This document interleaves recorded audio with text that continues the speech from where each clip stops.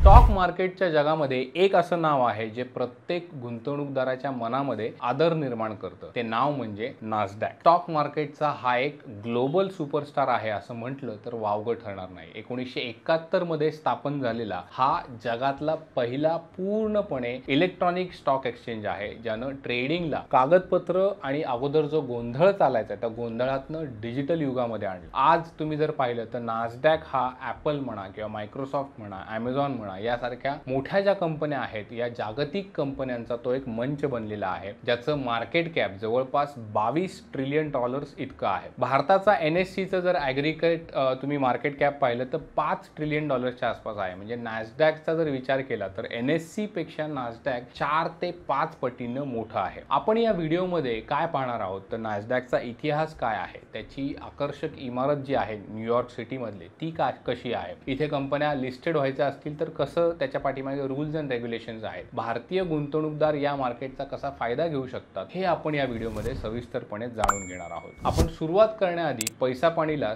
Subscribe केल्याची खात्री नक्की करा. चला तर सुरुवात करूया.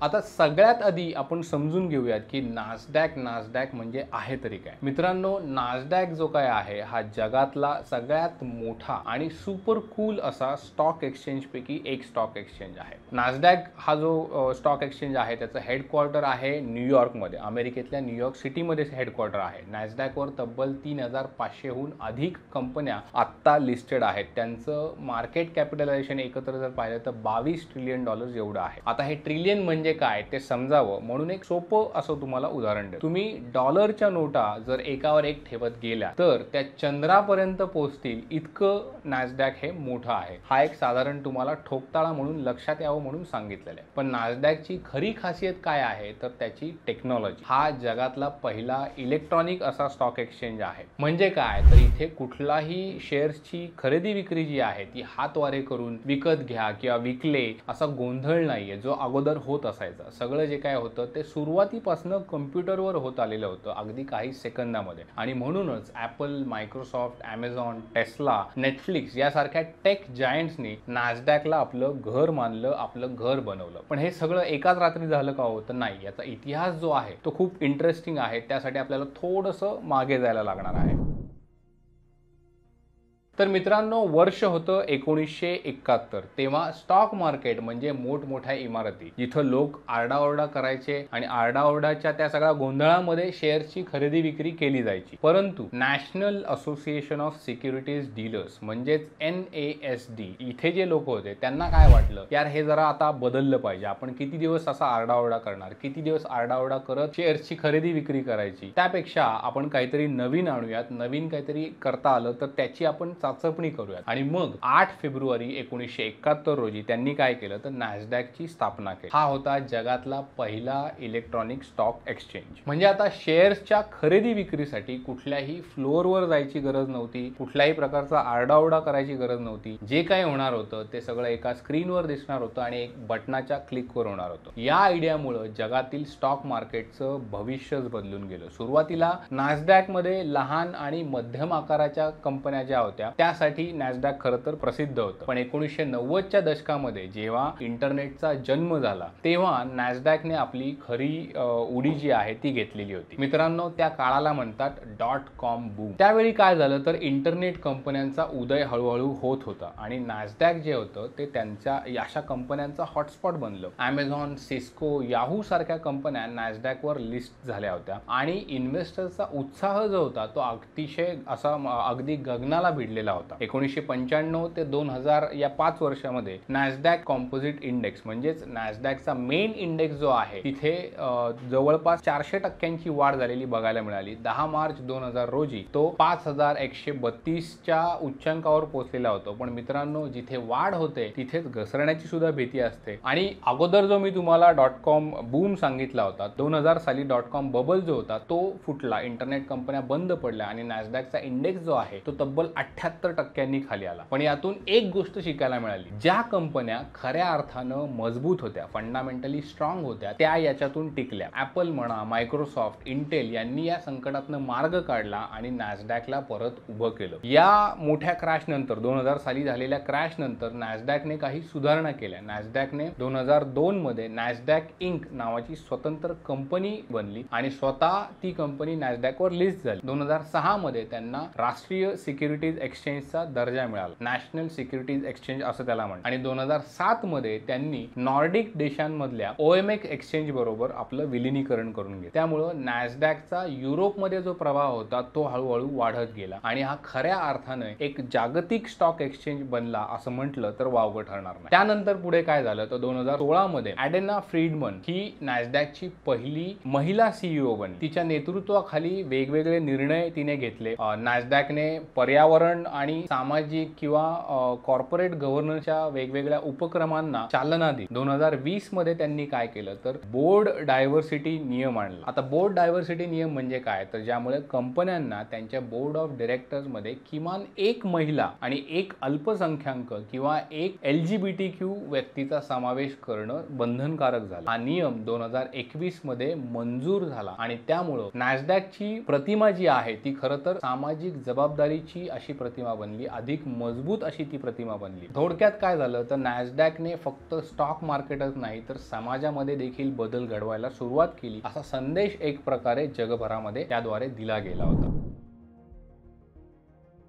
आता आपण न्यूयॉर्कच्या टाइम्स स्क्वेअरला भेट देऊया, जिथे आहे नॅसडॅकची सुपर कूल अशी इमारत, जिला मार्केट साईट असं म्हटलं जातं. मित्रांनो, ही इमारत म्हणजे काय आहे तर फक्त नॅसडॅक या ब्रँडचं प्रतीक आहे असं नाही. टाइम्स स्क्वेअरच्या 43rd स्ट्रीट आणि ब्रॉडवेच्या कोपऱ्यावर ही इमारत आता उभी आहे. या इमारतीच्या बाहेर आहे एक प्रचंड मोठी अशी LED स्क्रीन. या स्क्रीनवर स्टॉक मार्केटचा डेटा तुम्हाला लाईव्ह दिसत असतो. वेगवेगळ्या कंपन्यांच्या घोषणा ज्या आहेत त्या तुम्हाला दिसत असतात. कधी कधी त्यात तुम्हाला जाहिराती देखील दिसतात. ही जगातली सगळ्यात मोठ्या डिजिटल स्क्रीन पैकी एक स्क्रीन आहे. रात्री तुम्ही जर कधी टाइम्स स्क्वेअरला गेलात तर या स्क्रीनकडे तुमचं लक्ष नक्की जाईल. पण एक गोष्ट तुम्ही लक्षात ठेवा, मार्केट साईट म्हणजे ही जी इमारत आहे ही ट्रेडिंग फ्लोअर नाहीये. कारण इथे नॅसडॅक तुम्ही जर बघितलं तर पूर्णपणे इलेक्ट्रॉनिक आहे. तो कुठलाही गोंधळ होत नाही. सगळं जे काय होतं ते कम्प्युटरवर होत असतं. ही इमारत मग आहे तरी कशासाठी तर इथे काय होतं तर तिथे मीडिया आणि कॉर्पोरेट इव्हेंट्स वेगवेगळे होत असतात. तिथे कंपन्या आपले IPO लॉन्च करत असतात आणि तुम्हाला जर माहिती असेल IPO लॉन्च केल्यानंतर बेल रिंगिंग सेरेमनी होतो. म्हणजे जेव्हा एखादी कंपनी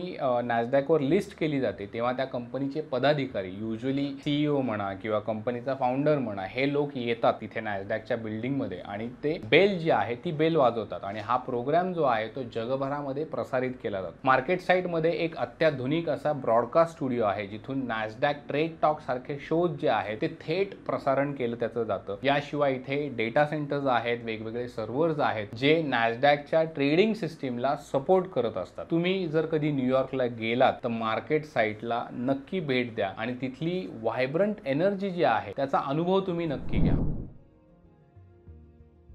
आता सगळ्यात महत्त्वाचा प्रश्न म्हणजे वेगवेगळ्या कंपन्या जर त्यांना नॅसडॅकवर लिस्ट व्हायचं असेल तर त्याची प्रोसेस काय आहे, प्रोसिजर काय आहे. तर मित्रांनो, यासाठी अतिशय स्ट्रिक्ट अशी प्रोसेस आहे. कारण नॅसडॅकला हव्या असतात त्या फक्त आणि फक्त उत्तम कंपन्या, मजबूत कंपन्या. याची प्रोसेस काय आहे हे आता आपण स्टेप बाय स्टेप समजून घेणार आहोत. तर सगळ्यात आधी काय होतं तर कंपनीने US securities and exchange commission म्हणजेच SEC जे काय आहे त्यांच्याकडे नोंदणी करायची असते. ही नोंदणी केल्यानंतर कंपनीकडे आणखी काही गोष्टी असल्या पाहिजेत, जसं की पुरेसं कॅपिटल असलं पाहिजे, ॲसेट्स असले पाहिजे, शेअर्स आणि शेअर होल्डर्स असले पाहिजेत. याशिवाय कंपनीला 3 मार्केट मेकर्स हवे असतात. आता मार्केट मेकर्स म्हणजे काय तर ब्रोकर्स किंवा डीलर्स जे त्या कंपनीच्या शेअर्सची खरेदी विक्री जी आहे त्याची प्रोसेस जी आहे ती सोपी करतात. आणि हो, तुम्हाला जर नॅसडॅकवर कंपनी लिस्टिंग करायची असेल तर लिस्टिंगसाठी सुद्धा फी द्यायला लागते, जी साधारणपणे $55,000 ते $80,000 घरात असते. कंपन्या जर मोठ्या असतील तर त्यांच्याकडनं जास्त फी देखील देखील कदाचित आकारली जाऊ शकते. नॅसडॅक मध्ये 3 स्तर आहेत. आता ते 3 स्तर कोणते, तर कॅपिटल मार्केट,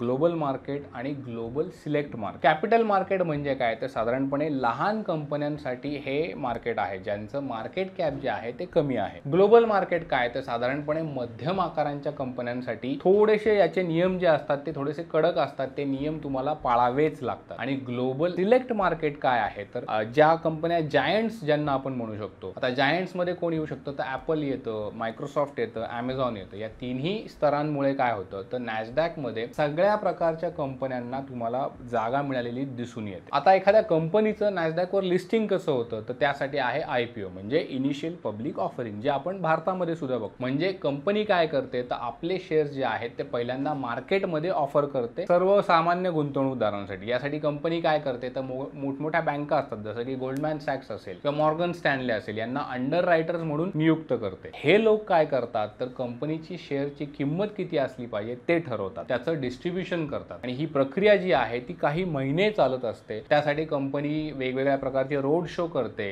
वेगवेगळे इन्व्हेस्टर जे असतात त्यांच्याबरोबर मीटिंग्स केल्या जातात आणि त्यानंतर SEC ची मंजुरी मिळते. आणि मग एकदा IPOच्या सगळ्या परवानग्या मिळाल्या की मग कंपनी नॅसडॅक वर लिस्ट होते. लिस्टिंग कंपनीचं झालं की त्यानंतर त्या कंपनीचे शेअर जे आहेत ते ट्रेडिंगसाठी उपलब्ध होतात. यातून कंपनीला अगदी अरबो डॉलर्स देखील मिळत असतात. आणि इन्व्हेस्टर्सला काय मिळतं, तर इन्व्हेस्टरला गुंतवणुकीची संधी मिळते, चांगले रिटर्न्स कमावण्याची संधी मिळते.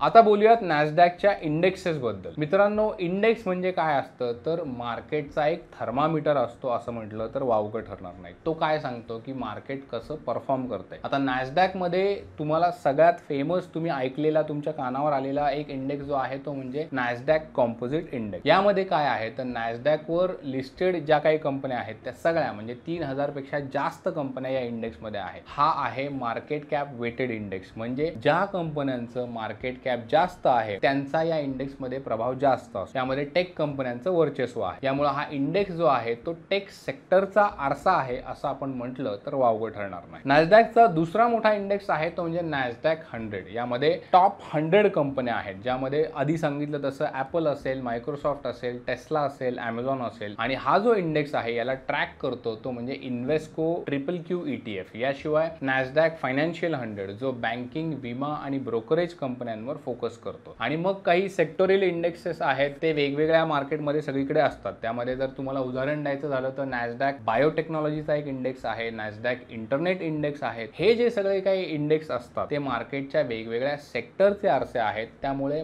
इन्व्हेस्टर्स, गुंतवणूकदार जे असतात त्यांना त्या सेक्टर बद्दल जर काही संबंधित निर्णय घ्यायचे असतील तर त्याला मदत होते.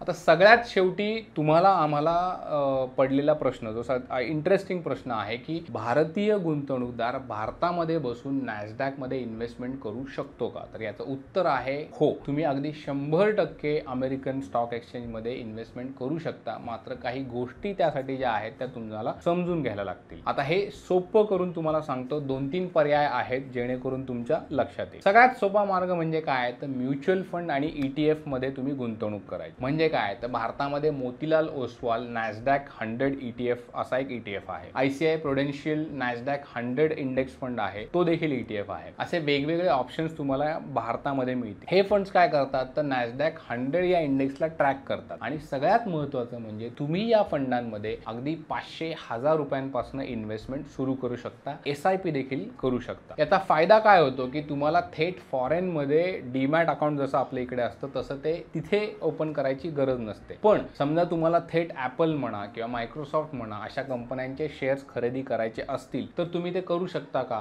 तर हो करू शकतात. लिबरलाइज्ड रेमिटन्स स्कीम म्हणजेच LRS चा वापर तुम्ही करू शकता आणि तुम्ही हे शेअर्स खरेदी करू शकता. या अंतर्गत काय होतं की तुम्ही दरवर्षी $2.5 लाख पर्यंत फॉरेन इन्व्हेस्टमेंट करू शकता. त्यासाठी काय करायला लागतं, तर तुम्हाला इंटरॅक्टिव्ह ब्रोकर्स किंवा चार्ल्स स्वॅब जो काय आहे किंवा झिरोदाच्या IFSC म्हणजे आंतरराष्ट्रीय ब्रोकर्स हे जे आहेत आहेत त्यांचा तुम्हाला वापर करायला लागेल आणि त्याद्वारे तुम्ही थेट कंपन्यांचे शेअर्स विकत घेऊ शकता. आता आणखी एक मार्ग आहे तो म्हणजे ADR म्हणजे अमेरिकन डिपॉझिटरी रिसीट्स. म्हणजे काय तर काही नॅसडॅक वर लिस्टेड कंपन्या ज्या आहेत त्याचे ADR जे आहेत ते भारतात BSE आणि NSE वर उपलब्ध असतात. आता ह्याच्यामध्ये काय आहे तर इन्फोसिस चा ADR तुम्हाला माहिती असेल किंवा विप्रो ADR तुम्हाला माहिती असेल. यामुळे तुम्हाला फॉरेन कंपन्यांचे शेअर्स जे आहेत ते भारतातच खरेदी करता येतात. मात्र यामध्ये लिक्विडिटीचा थोडासा इश्यू येऊ शकतो. लिक्विडिटी थोडीशी कमी असते आणि त्यामुळं खर्च जो आहे तो थोडासा याचा जास्त असतो. शेअर्स खरेदी विक्री करताना थोडासा प्रॉब्लेम येऊ शकतो. आता थोडं टॅक्सेशन बद्दल बोलूया. फॉरेन इन्व्हेस्टमेंटवर भारतामध्ये कॅपिटल गेन टॅक्स लागतो. डिव्हिडंड जर तुम्हाला मिळाला तर त्याच्यावर सुद्धा कर लागतो. मात्र इंडिया US DTAA म्हणजे India US double taxation avoidance treaty हा जो काही करार आहे दोन देशांमध्ये त्यामध्ये थोडी सवलत तुम्हाला मिळते या करारामुळे आणि RBI आणि सेबीचे नियम जे काय आहेत ते तुम्हाला पाळावे लागतात. मात्र मित्रांनो नॅसडॅक मध्ये इन्व्हेस्टमेंट करणं म्हणजे तुमच्या पोर्टफोलिओला थोडासा ग्लोबल टच देण्यासारखा आहे. फक्त यामध्ये थोडीशी रिस्क आहे कारण टेक कंपन्या जर तुम्ही बघितल्या तर त्या अतिशय अस्थिर असतात. जर तुम्ही स्मार्ट इन्व्हेस्टमेंट केली तर तुम्हाला रिटर्न्स जे आहेत ते अतिशय चांगले मिळू शकतात. मित्रांनो ही होती नॅसडॅकची ओळख. हा एक स्टॉक एक्सचेंज आहे जो फक्त शेअर्स विकत नाही तर तुमचे स्वप्न देखील पूर्ण करतो. त्याचा इतिहास काय होता, त्याची इमारत कशी आहे, त्याचे वेगवेगळे इंडायसेस कोणते आहेत आणि भारताशी असलेलं नॅसडॅकचं कनेक्शन कसं आहे हे सगळं एकदम मजेशीर आहे. आणि आता तुम्हाला देखील नॅसडॅक मध्ये इन्व्हेस्टमेंट जर करायची असेल तर ती तुम्ही वेगवेगळे म्युच्युअल फंड जे आहेत त्याचे ETF जे आहेत किंवा LRSचा तुम्ही वापर करू शकता. मात्र हे करण्याआधी तुम्ही रिसर्च करा आणि स्मार्टली इन्व्हेस्टमेंट करा. तुम्हाला हा व्हिडिओ कसा वाटला हे आम्हाला कमेंट मध्ये नक्की सांगा. आणि जर तुम्हाला असेच आणखी वेगवेगळ्या स्टॉक मार्केटच्या गोष्टी जर जाणून घ्यायच्या असतील तर आम्हाला या व्हिडिओला एक लाईक नक्की करा. पैसा पाणी YouTube चॅनलला सबस्क्राईब करायला विसरू नका. बेल आयकॉनवर क्लिक करा. भेटू आपण पुढच्या व्हिडिओमध्ये. तोपर्यंत पाहत राहा पैसा पाणी.